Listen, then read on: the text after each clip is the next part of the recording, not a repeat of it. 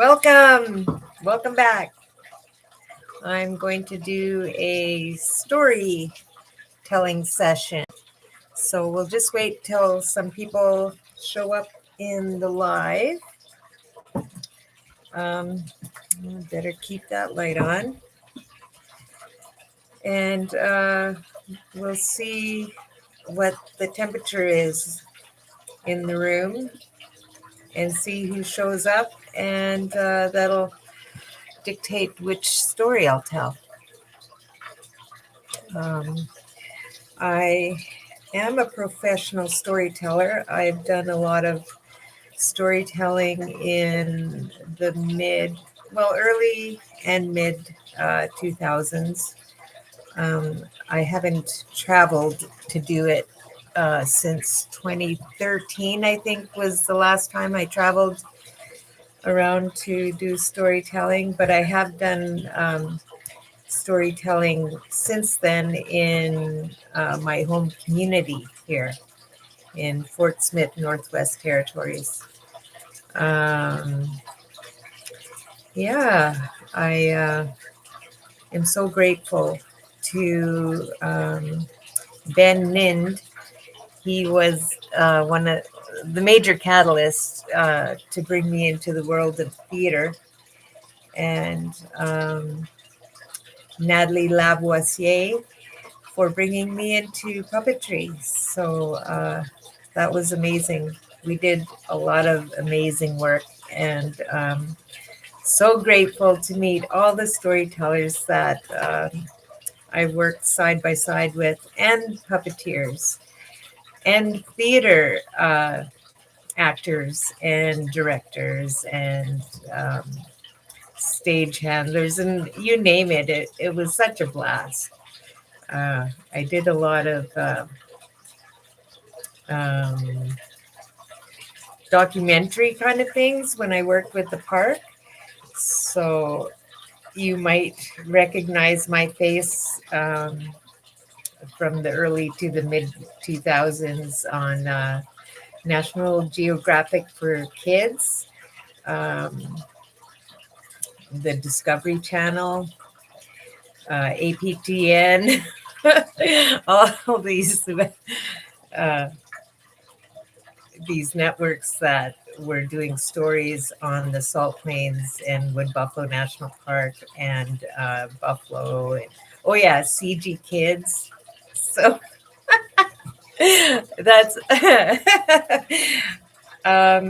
it was kind of weird. One time I was in Whitehorse, and I was in a pub with my class group.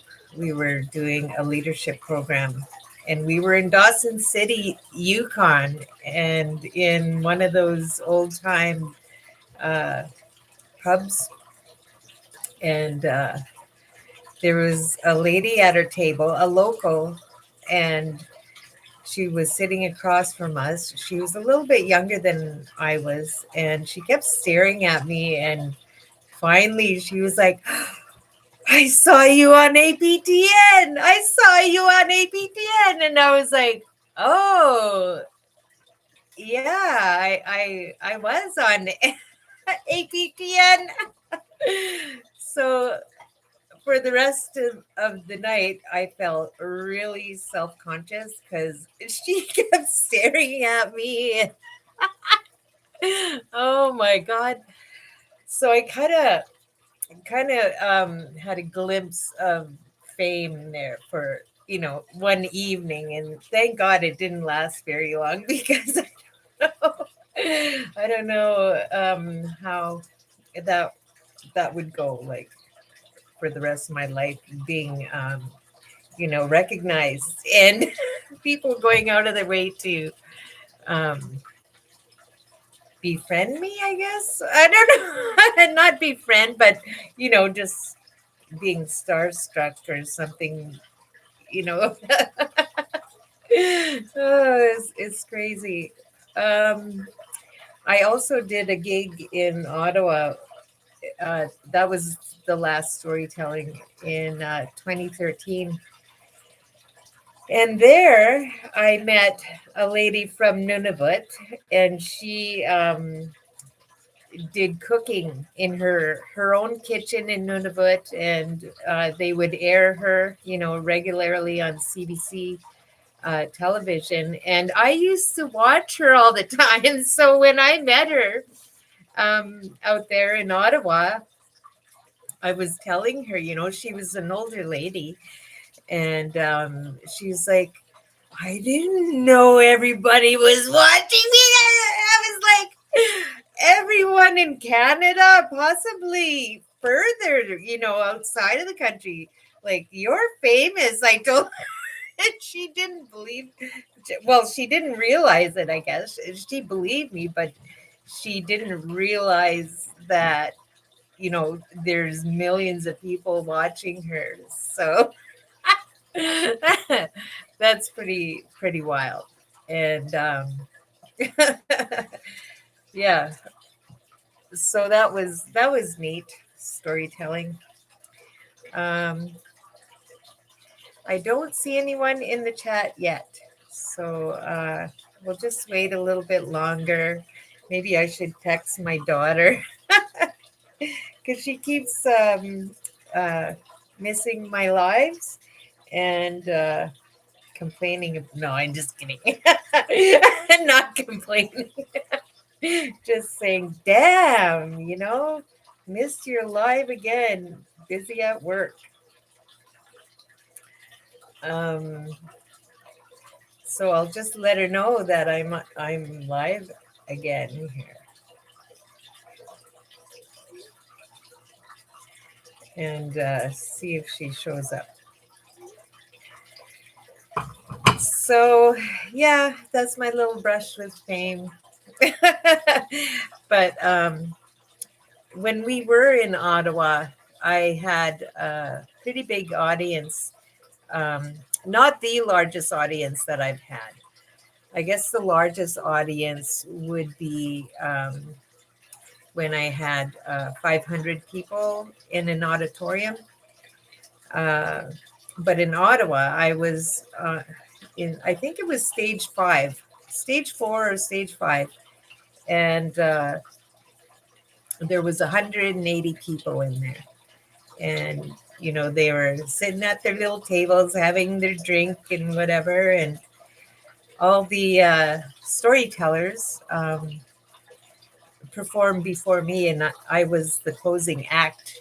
I don't know if that's good or bad in in theater, but it was pretty neat because my uncle was also there, and I never met him before, and I phoned him before I went to Ottawa, and I let him know what date and where I was storytelling, and so I could see him when I was on stage.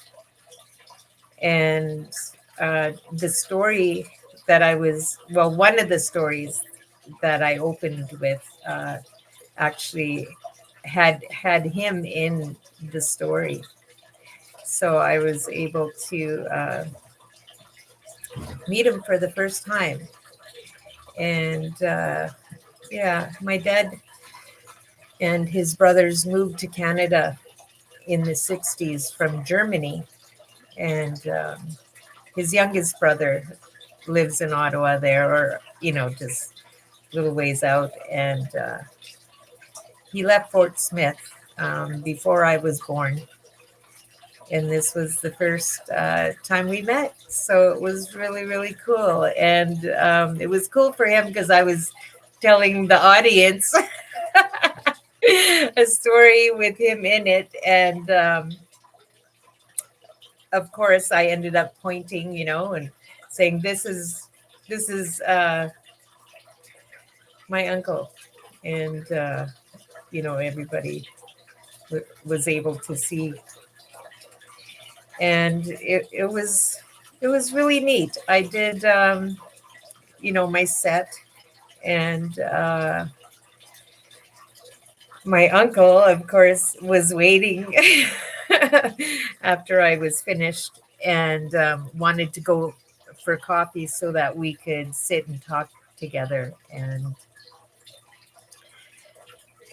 but I wasn't able to leave right away because as soon as my set was done, everyone started lining up, ev- like almost the whole room, I swear, wanting to say a few words, shake my hand, hug me. People were crying. It was quite emotional. And my uncle, finally walked up to me and said, it's midnight.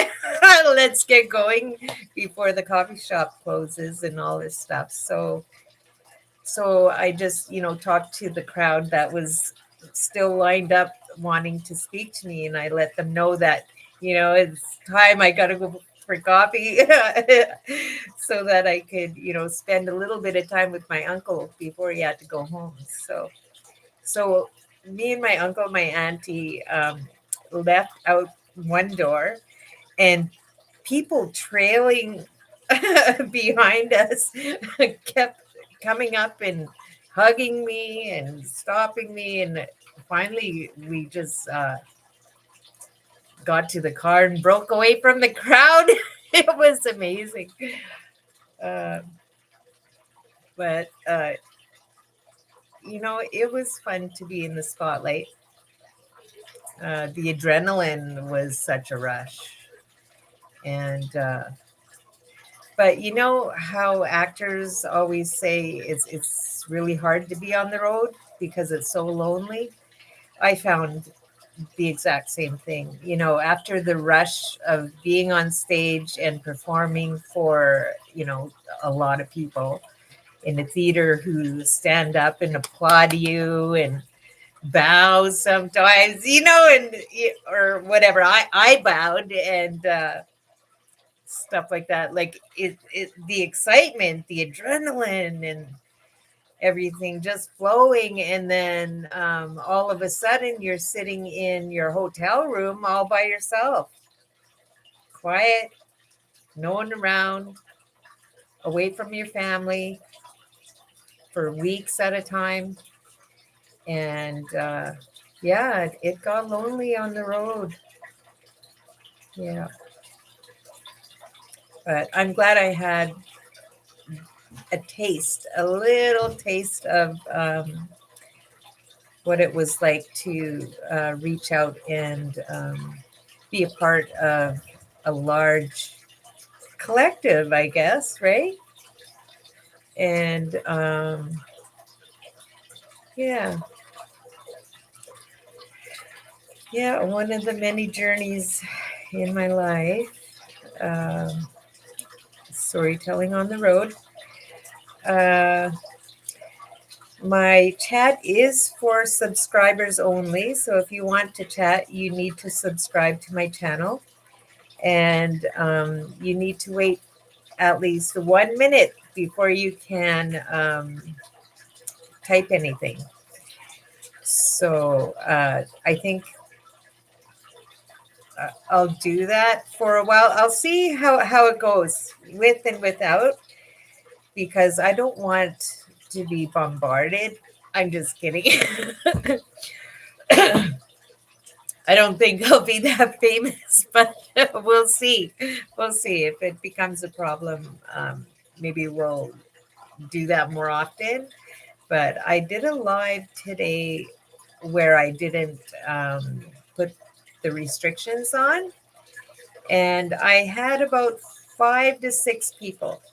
So, and it went well. I didn't get anybody spamming me or 6 7 or saying crude things or anything to me. So it was a good experience this afternoon. And you can email me with any questions that you might have. And it's firewoman at icloud.com. And the reason why I use VVOO and firewoman is because my dad is German and all his W's are V's. So when you say, "Oh, I'm watching you," I know, it's home for me when I hear the W's turn into V's. And so I'm Fire Woman. Yeah, that's my handle. Um, I don't know. No one's here, but let's see. What else can I talk about? I love plants. I grow them. My daughter calls me a plant witch because I saved her plants more than once, and she'll give me a dead plant and say, is it dead?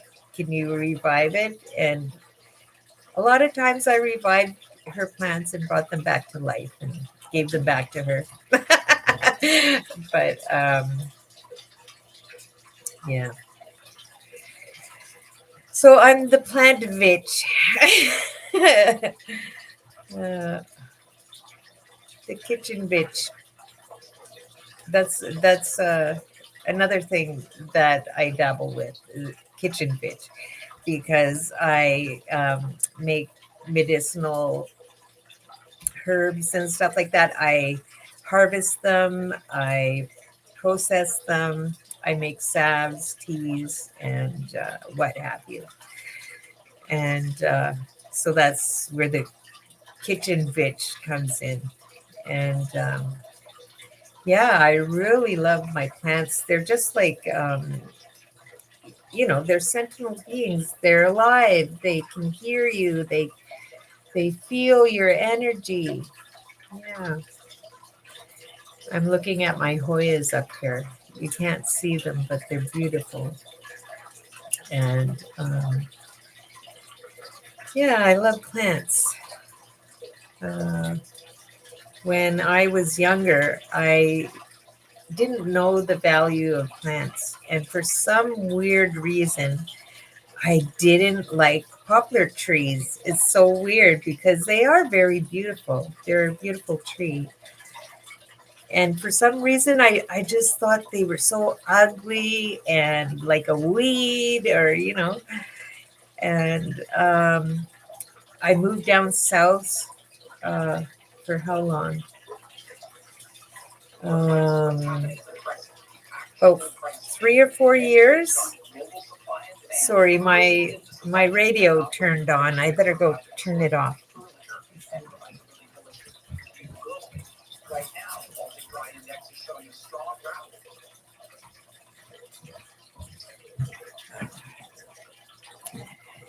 So, where was I? Oh yeah, the ugly poplar tree. And I moved down south, and no, I probably stayed more than 3 years. It's probably more like 5 to 6 years. And I moved back to go to college here in Fort Smith, and I took the Renewable Resources Technology program, a 2-year diploma, post-secondary education, and they taught me so much. And one of those was, plants. And I fell in love with the white poplar. Yeah. And that year was 1991 when I realized, this is a valuable plant and it's beautiful. And I'm so glad that I found the beauty in that plant again. Or again, maybe past lives, I loved it too. So, yeah, my grandma taught me about plants when I was small. She would take me to go pick spruce gum and other plants. And she showed me how to use it, as a medicine. And yeah, so a little bit about me. And I love animals. You'll see fish in the fish tank behind me there.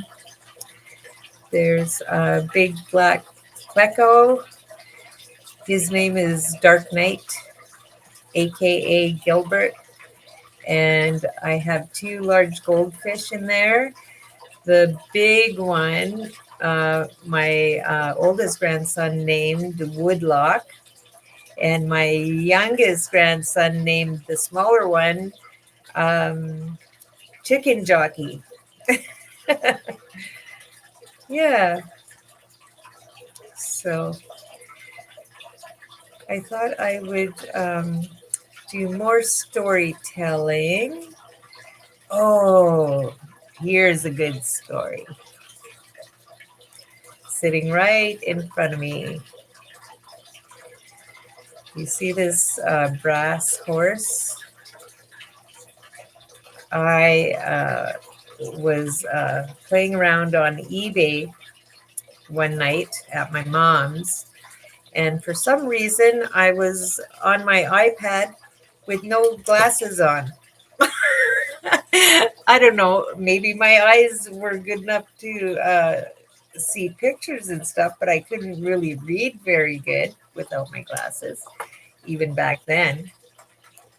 And I saw this horse, and I thought it said, yeah, well, it did. It did say 5 cents. 5 cents for a brass horse. And I was like, oh my God, I'm going to get that horse. It's only 5 cents. And I looked at the shipping and I swear it said $5. $5 for shipping. So I ordered it. And when I got to the counter at the post office, when it came in, um, there's Jay at the post office. No, it wasn't Jay. I'm not sure who it was, but maybe Tony. Yeah, probably Tony. And the shipping ended up to be $55. Yeah, so that's where they got me. And you can hear, something's in there. Oh boy, I didn't realize the microphone was so far away. I hope you can hear me. So anyway, I brought it to my mom's because at that time I was, sleeping at her place a lot and just spending a lot of time there. And so I brought it there, and she, put it on her table in the dining room. And one day it was sitting there on the table, and she was mopping the floor, and she was looking at this little tassel right here. And she was wondering, it was like this or something, or like this. And she was like, hey, how come that horse has 3 legs? Because it kind of looks like another hoof. And so she was staring at it and mopping her floor. And then the next thing she realized was I was at the front door, knocking on the door. So she came and opened the door. I came in, and she has this bed in the living room so that you can lay down and watch TV and whatnot. And beside the bed was a window ledge. And I could see this horse sitting right in the middle of that ledge. And I was like, Mom, how come that horse is over there? Isn't, why didn't you want it on your table? Just being a bossy daughter, saying like, why are you touching my stuff? Oh my God. And she was like, what do you mean? It's not there. It is on the table. And I'm like, Mom, it's right there on the ledge. She was like, how did it get there, Ria? Did you put it there? And I'm like, no, I just came in and I'm wondering why you're touching my stuff. And she was like, I was just mopping, staring at it, wondering why it had three hooves. And I don't know how it got on the ledge because I just walked to the door to let you in. And before that, I saw it on the table. And I'm like, wow. And, we would talk about it. And I realized, oh, that's not the only fishy thing about this horse. This horse, um, I'm wondering if it had to do with the ghosts in the crescent, because we have these two little girls that passed away in this crescent when this was a pond and it was full of water, and they drained it and started building here. And right next door to my mom's house, like right out, that window that it was sitting on the ledge, would have been my Uncle John's horse corral. And I'm wondering if those girls spent a lot of time at the horse corral, you know, as spirits, because, the horses would have come in after they drained the pond. And maybe they wanted a horse again because the corral and the little barn attached to it was there when my mom moved in, but my family removed it, you know, and maybe the girls missed the horse or the horses that lived there. And when I was scrolling, maybe they had a hand in helping me see that it was only 5 cents and $5 shipping. Because if I would have known I had to pay $55 in shipping costs, I don't think I would have bought it. I'm pretty sure I wouldn't have bought it. So there you go. And they were also fooling my mom a lot too. They would ring the doorbell. She would go and answer it. No, no one at the door. Um, we know a clairvoyant who said it's little kids that are doing this, and we told her the story. And so the doorbell ringing kept happening, and so the clairvoyant said to my mom, use your motherly voice and say, you kids, get out of here, stop bothering me. Because it got to a point where mom would be upstairs and she could hear them say her name downstairs in the crawl space. How freaky. So she used her mother's voice and told the kids to leave. And yeah, so that's the story of the Trojan horse, I guess. Oh my God, synchronicities galore. Wow.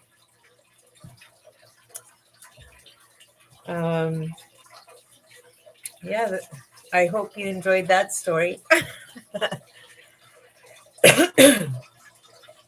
I quit smoking in 2022, in May of 2022, but I still, feel like there's a little bit of gunk in there.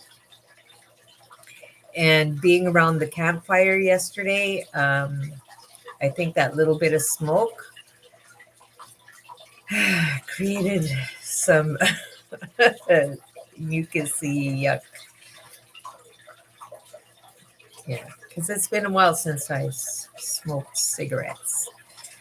And I loved smoking. I loved it. I really enjoyed it. I loved smoking.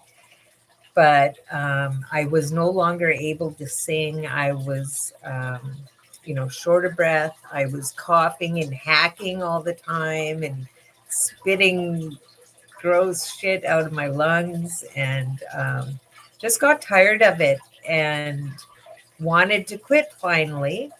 Even though I enjoyed it, I loved it. I did.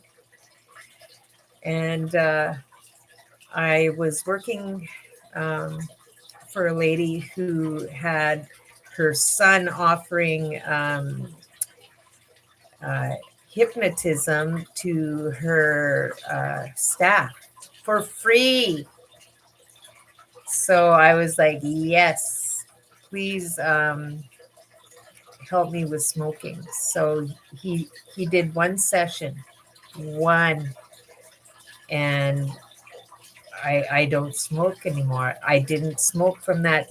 Well, I can't say that. Um, May 2022, I quit smoking cigarettes, and in what was it, July 2023, we got evacuated because of a wildfire threatening our town here. And so during, you know, uh, during the stay away from the town, I was so stressed out. I bought a pack of smokes and said, F it, I'm going to smoke. And I tried for a whole week. I would take a cigarette, light it up, take one or two or three drags maybe. And then it was just, I couldn't. I had to put it out. I could not. And the next day, or a few hours later, I'd try again. Could not. So after about 3 days, I gave the pack to my son-in-law, and I said, I tried. And so I'm happy to say that I never want to smoke again. And um, I'm still a little short of breath, but I can sing a lot better now, and I can hold notes longer now, and I love karaoke. So, um, so glad, so glad. Oh, hey, we have people in the chat.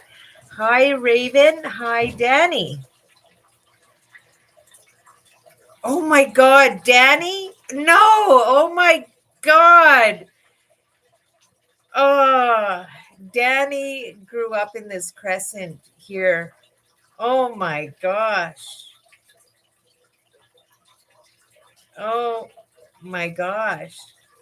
Oh no, it's not Danny, but oh, Bruce. Oh, my cousin. Oh, bumping into Danny one time hiding under Johnny's stairs. Yes. Oh my God, I thought Danny was on the live. But hey, how's it going, cuz? I'm glad you made it. I hope you're still there. You're not saying anything right now, but wow, I didn't realize my family members would be listening. But I'm glad you're here, and I hope you enjoyed my stories. um, yeah, it caught me off guard. I didn't realize.